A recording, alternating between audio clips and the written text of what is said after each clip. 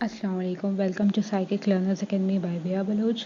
My name is Nooreen Fatima. Lesson number 41, Gender and Psychopathology. Psychopathology क्या होता है? It's another name of abnormal psychology. It refers to all the mental disorders or mental illness or the abnormalities in a person regarding related to disorders. Okay, तो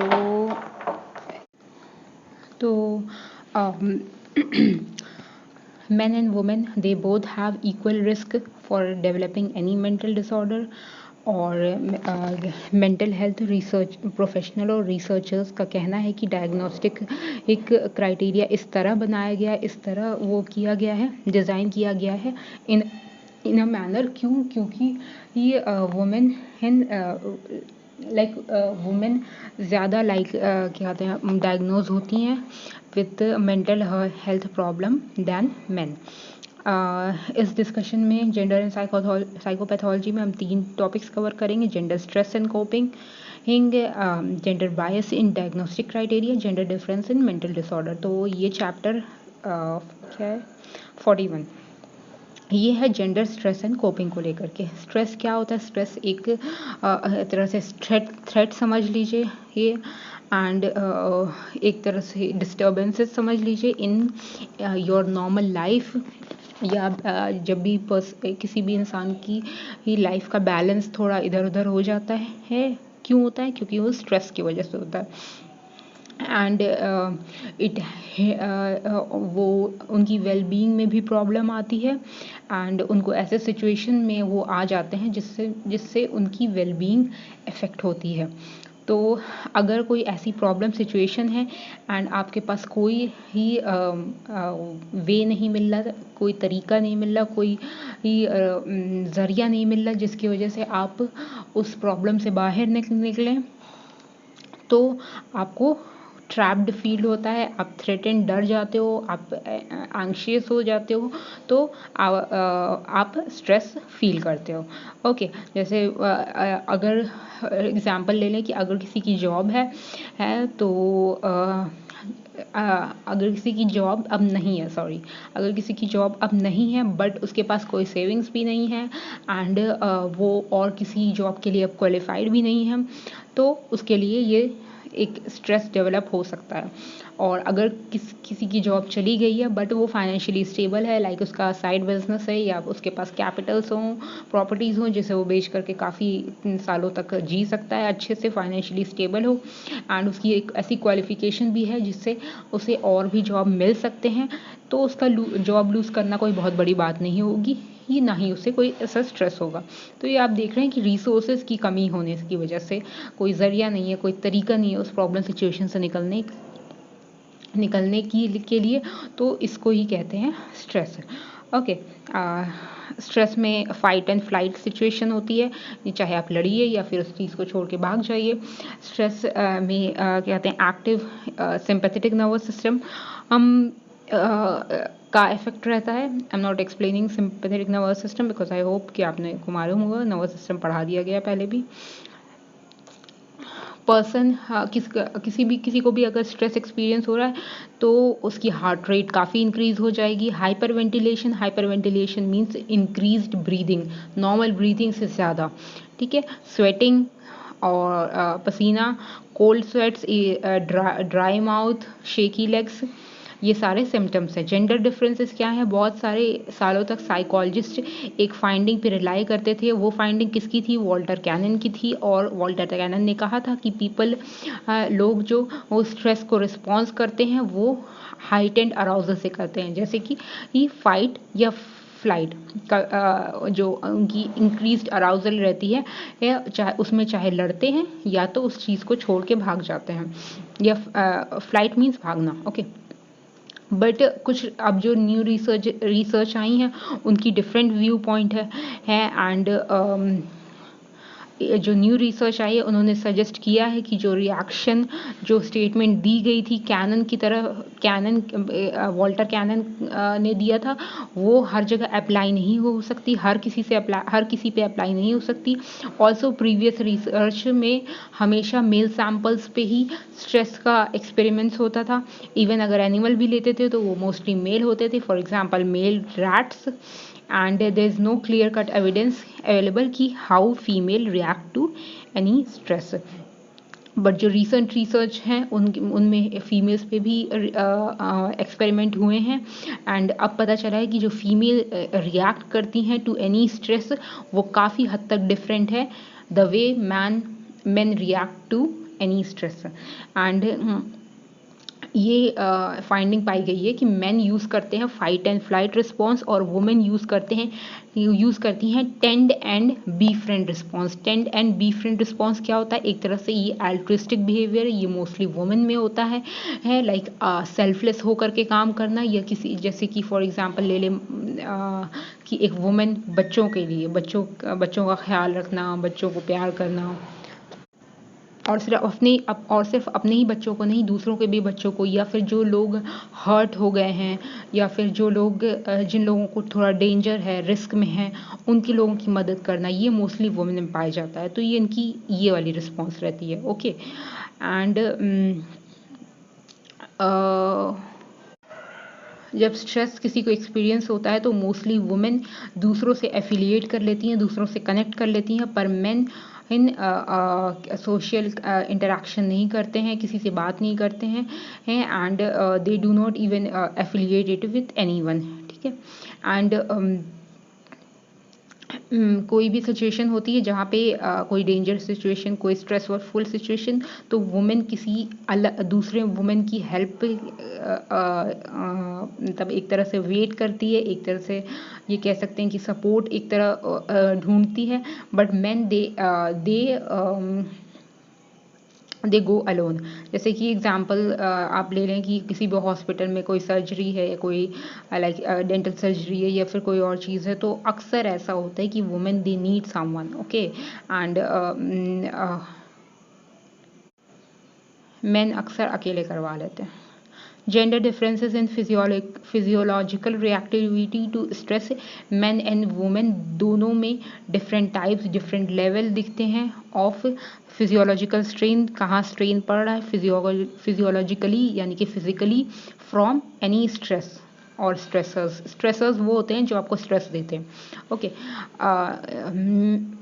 main को दिखाया गया कि वो ज़्यादा रिएक्टिविटी शो करते हैं, यानी कि रिस्पॉन्स ज़्यादा करते हैं जब वो साइकोलॉजिकली स्ट्रेस्ड होते हैं। आप देखे होंगे कि जब स्ट्रेस होते हैं गुस्सा कर जाते हैं, एग्रेसिव हो जाते हैं, या फिर मार पीट देते हैं।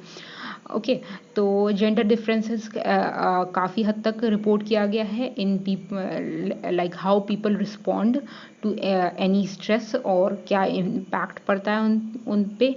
मेन का जनरली होता है कि हाई ब्लड प्रेशर हो जाता है, ब्लड प्रेशर हाई हो जाता है दैन वुमेन, एंड काफ़ी हद तक काफ़ी ज़्यादा बीपी ब्लड प्रेशर वेरिएशन यानी कि डिफरेंस रहता है in both and women when they are placed in any stressful situation. Also जो फिजियोलॉजिकल रिस्पॉन्सेज हैं वो काफ़ी हद तक हाई रहते हैं इन मेन, एंड इसकी वजह से हाइपरटेंशन एक तरह से समझ लें, और इनकी ही वजह से, स्ट्रेस की वजह से, एक्स्ट्रा स्ट्रेस, इंक्रीज स्ट्रेस की वजह से ही वो ज़्यादा रिस्क में रहते हैं main in coronary heart disease. Religiosity, does prayer help in coping with stress? Okay, तो एक स्टडी किया गया था कोरिया में 199 वुमेन पे चेक करने के लिए कि वेदर हर जो क्या कहते हैं ये प्रेयर करना या रिलीजियस होना आपके फिजिकल हेल्थ पे इम्पैक्ट करता है कि नहीं करता है। It's a very easy survey, you should study. Okay, and मैं थोड़ा एक्सप्लेन कर देती हूँ कि इसमें ये था कि ये जो वुमेन थी 199 वुमेन, उनमें एक क्या कहते हैं 2 ग्रुप्स बनाया गया था, एक प्रेयर ग्रुप बनाया गया था, एक नॉन प्रेयर ग्रुप बनाया गया था। और कुछ वुमेन जो थी, जो एक्सपेक्ट कर रही थी, जो प्रेग्नेंट जो अपनी ट्रीटमेंट करवा रही थी फॉर बिकमिंग प्रेग्नेंट, उनके लिए प्रे करवाया गया था। तो ये पाया गया जो 50% प्रेयर ग्रुप फीमेल्स थी, they became pregnant, and 26% non prayer group became pregnant. Okay, तो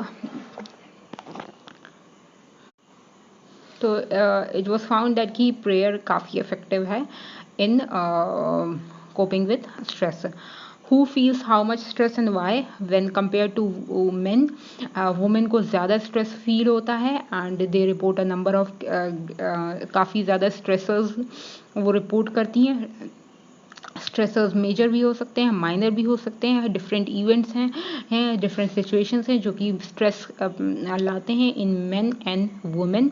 जब रिएक्टिविटी की बात की जाए, लाइक रिस्पॉन्ड करने की टू द एनी स्ट्रेस, तो greater reactivity is by from main and less reactivity is by women. Okay, तो अगर जब कॉम्पिटेंस की बात हो तो मेन ज़्यादा रिएक्टिविटी शो करते हैं, और अगर वुमेन में देखें जब फ्रेंडशिप लव अगर चैलेंज्ड हो, कोई चैलेंज करे उनके फ्रेंडशिप को, लव को, तो वुमेन ज़्यादा रिएक्टिविटी शो करती हैं। Sources of stress,